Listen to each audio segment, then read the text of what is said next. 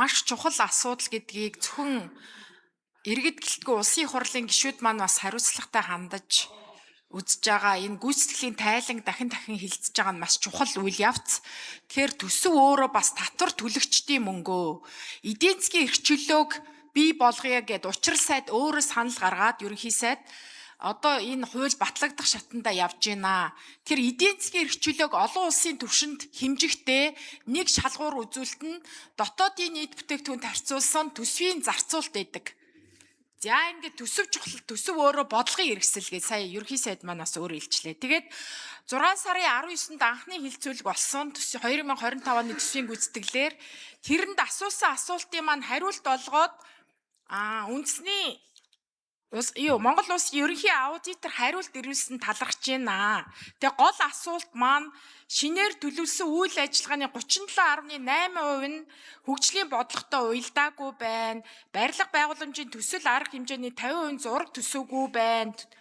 За тэгээ эдийн засгийн үр ашигын тооцоолыг 37% нь хийгээгүй байна гэсэн юм асуудлууд байсан. Энэ тохиолдолд хариуцлагыг яаж тооцох вэ? Хэрхэн энэ байдлыг одоо бүгдээрээ жил болгон давтаж ярихгүй тулд сайжруулах вэ гэж асуусан байсан. Тэгээ аудитороос ирүүлсэн маш чухал саналуудаас хоёрыг уншчихъя гэж бодож байна.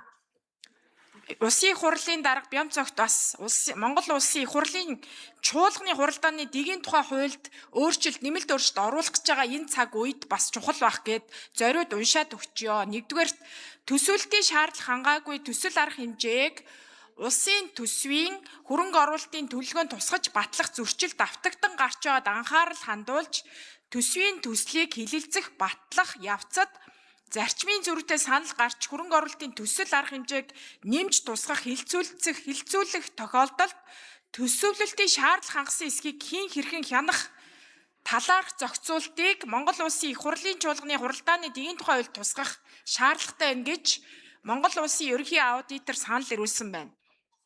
За хоёр дахь санал төсвийн хөрөнгө оруулалтын төсөл арга хэмжээг төлөвлөх, зохион байгуулах, хянах ашиглалтад хүлээн авах хөрөнгөд бүртгэх үе шат бүрд захиалагч, хяналт хэрэгжүүлэгч, хүлээн авах комисс зэрэг холбогдох байгууллага албан тушаалтнуудад хүлээлгэх хариуцлага тодорхойгүй байна. Хэрэгжүүлэх дотоодын хяналт сул байгааг хууль тогтоомжид наривчлан зохицуулах. За ийм 3 санал ирсний 2-ыг хэлж өглөө. За иргэд ч гэсэн бас давхар сонсоод мэдээд хянаад ажиглаад хараад хариуцлага нэхэд явхад хэрэгтэй учраас зориуд уншиж өгч байгаа. За дараа нь бас 6 сарын 19-нд эхний хилцүүлгээр хүндсэн асуултын хариултанд Монгол улсын их хурлын төсвийн доктортой эдлийн зөвлөл бас дэлгэрэнгүй хариу ирүүлсэн байна. Хоёр хариултыг бас уншаад өгчөө.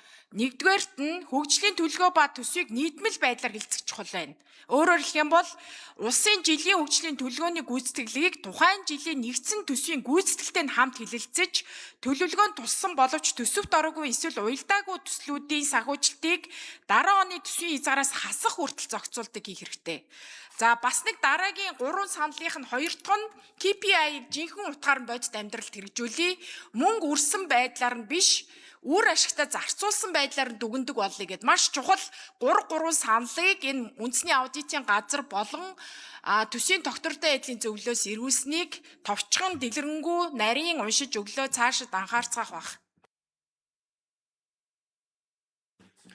За санал хэллээ. Дасцэрэнгийн инх төвчин гишүүн асуулт асууж үг